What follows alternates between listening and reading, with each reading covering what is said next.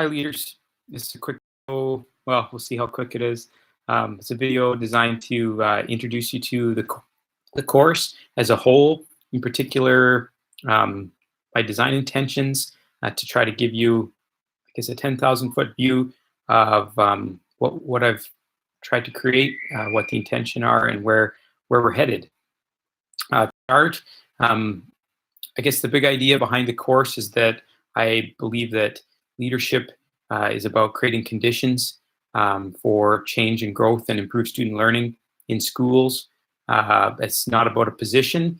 For example, we're not talking about what it means to be a school, although school principals play a really important role in leadership. I want to frame school leadership more broadly to think about systems, structures, as well as leadership enacted by students, parents, community members, teacher leaders, administrators, and in our course, I want to have really a praxis feel. So we're going to investigate what leadership might be, both from a theoretical and practical space, interconnected.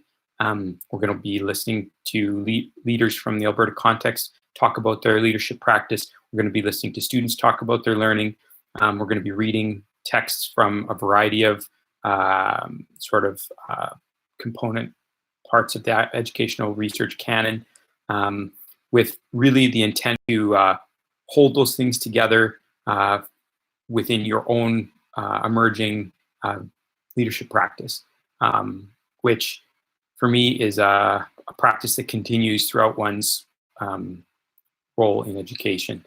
We're always seeking to inquire into how we can be leaders, and what are the practices and the needs of the context that we're currently in. To that end, so if that's the big idea and the driving question is, how can I practice school leadership? How can I create the conditions for improved student learning? We're going to have a project-based design with the end in mind being you being able to articulate a vision for leadership, you being able to articulate a narrative for a new school you've designed, and have those things really interconnected. The two final deliverables then, one, I'm going to ask you to consider the design decisions you might make if you were opening a new school. As mentioned, I think in my previous video, I've had a chance to work with leadership teams a number of times opening new schools, elementary schools, multi-level schools, high schools. And often in that context, the principal gets released the school year prior, February-ish, before the September opening.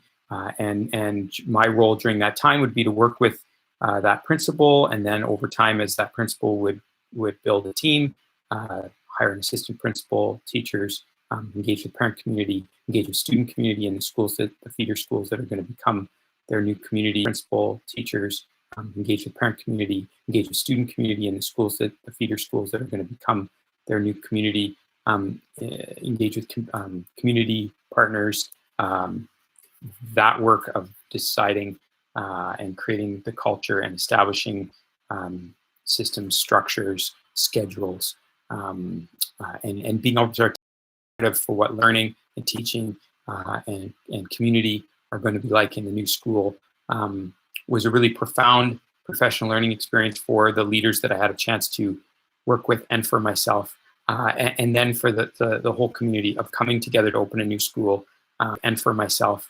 And then for the whole community of coming together to open a new school.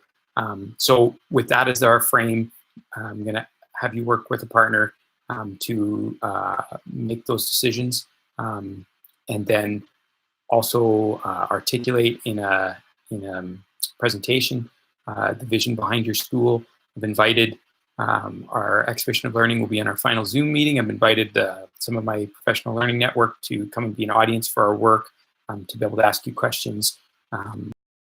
Associate Superintendent of Learning, Dave Morris, is going to join us from Archiview Schools. The Director of Learning, Ed Paul, is going to join us. And a number of the leaders school leaders whose voices we hear throughout the course, invited to come and be a part of our exhibition. Connected to your presentation, you'll present or deliver an essay or a paper, or perhaps a better term for it would be a statement of leadership, where you'll share the vision and mission of leadership that underpins the design of your school, and use that context to think about how you envision leadership emerging in that context. To get there, we're going to take up our leadership quality standard in Alberta through 4 interconnected themes. We're going to look at relationships, we're going to look at equity, we're going to look at reconciliation, and we're going to look at pedagogy. We'll spend 2 weeks focused on each of those themes. There's lots of interconnection there, but we're going to do specific readings, videos, and case studies that target those themes and have hopefully deep and rich conversations about what design decisions we can make in schools, themes, what leadership practices might be involved in supporting these themes, what we're even talking about when, in terms of the why behind these ideas. We're gonna, so talking about when, in terms of the why behind these ideas. We're gonna, so for 2 weeks, we'll zoom in on a theme. That's our assignments 1 and 2. Assignment 1 is about how you engage in scholarly knowledge building. For me, this is about authentically engaging as a learner, drawing insights from the readings and videos, thinking about how those interconnect with your own experiences and practice, and then the experiences and practices that are being shared by your colleagues in the course. Your role is to try to extend your own thinking and put ideas out there, respectfully challenge your peers, seek to understand what they're thinking, and I will be scaffolding weekly opportunities for you to engage with your peers in discussion. There'll be discussion prompts, there'll be sub-forums organized with groupings in different ways. Each week, each theme will ideate about what this means for schools.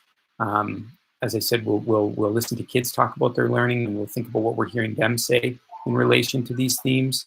And that'll be that first assignment. And then at the end of each of those themes, I'm going to ask you to share a reflection back where you synthesize your thinking about that theme in form of a discussion post for your peers to also access. But so that's really a structure that will repeat, a core routine that will repeat 4 times throughout the course. Before then, we transition into thinking about how to build those final deliverables, in which are assignments 3 and 4. Last note about that first assignment. What I'm going to ask you to do at the end of the semester is to curate from your discussion contributions to demonstrate your mastery of that topic. You'll pick some great examples of how you've engaged with peers, engaged with the text, and engaged in knowledge building, and put those forward as a assessment, which will be the basis of how you'll be assessed for your ongoing engagement. Part of what I'm hoping that design structure does is it frees you up to recognize that not every post that you're making is being judged. I'm trying to get us away from instrumentally thinking about the discussion forum as an assignment that you have to like write a little mini essay every week for marks. It's more about, the criteria is more about you deeply engaging as a learner with your peers and with the texts. And then you'll be able to curate from your best examples of that to demonstrate how you accord to the expectations in the rubric. I guess the last note about the expectations that are important is that every week I will be posting a weekly news item that will really outline, hopefully in clear step-by-step directions of here's what you need to do this week, here's what the forum posts are, here's the readings, here's the videos to watch, here's what you need to do towards getting prepared for the final work. Here's the critique and revision opportunities that are present, so that the course outline gives you try to scaffold and micromanage the weekly steps, knowing that you then need to make that fit around your own schedule. So it'll always be designed with the flexibility for you to make choices about what time you have to work on this and how you fit that into your week. But you should expect to weekly check in on what it is that we're working on, and then make a plan for the 3 or 4 hours or whatever it may be that you need to spend on that week's work. And that'll include right to the final essay and presentation. It's not something that you'll have to do at the end, but we'll be building towards throughout.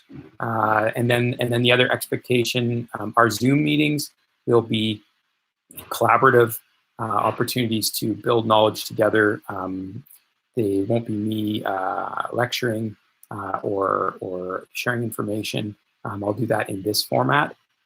So attendance in the Zoom meetings is important. Although I can make a recording, most of the work is going to be in small breakout rooms, and it'll be in constant dialogue with each other. So obviously things come up, and there's understanding there if you miss things, but that's the design of the Zoom meetings, to engage with peers and build community and build knowledge together, and do critique and revision of each other's ideas, etc., towards success in this course and with our learning.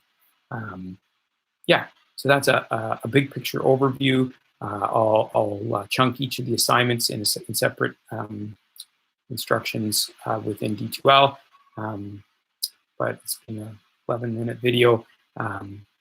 So please reach out if you have questions. If you're still watching. Thanks for hanging in. Bye for now.